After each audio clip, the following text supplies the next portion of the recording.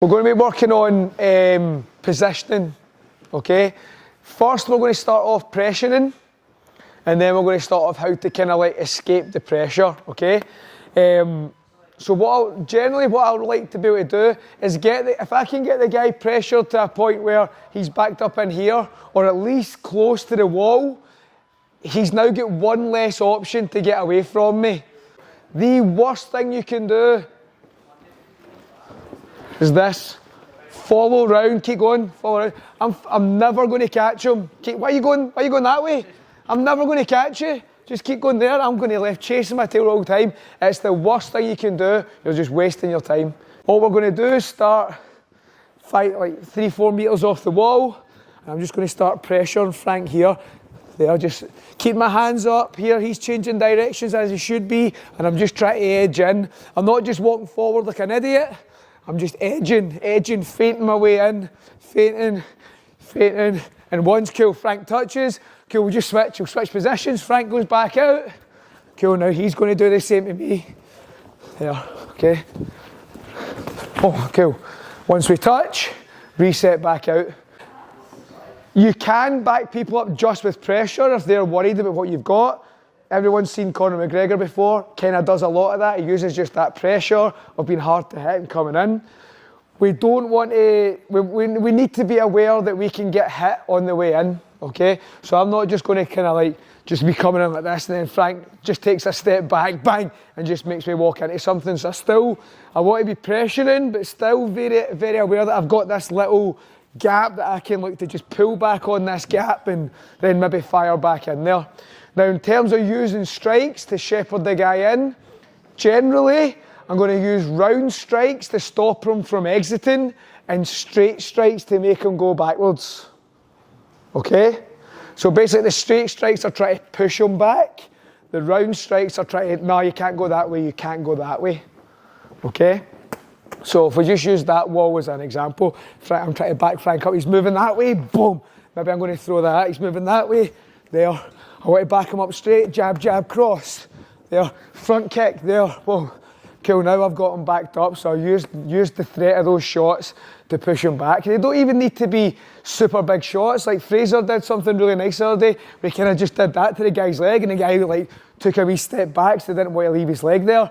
There's just got to be a threat that he doesn't want hit by. Okay, so with your partner, just play around. Obviously, don't melt each other, but you control, like Frank's southpaw, so I'm controlling that hand. I'm trying to hit him there, trying to give him that pressure. If he's throwing anything back at me, which he's not going to get, I'm just ready for it. Boom, stop him from going that way. Now I'm using the pressure of my hand here to stop him from going there. Boom. Then I've got him backed up.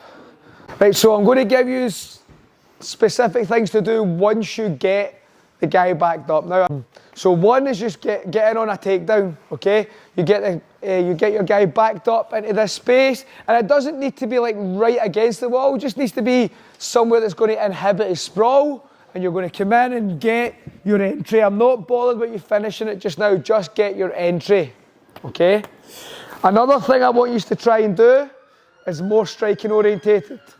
So I've got Frank backed up. I used to use things like, I would use a teep to push the guy back, to flatten his feet against the wall. There's a difference between flattening your feet against the wall in a balanced position and being kicked against it. So I'm trying to kick him against it to make him uncomfortable, okay?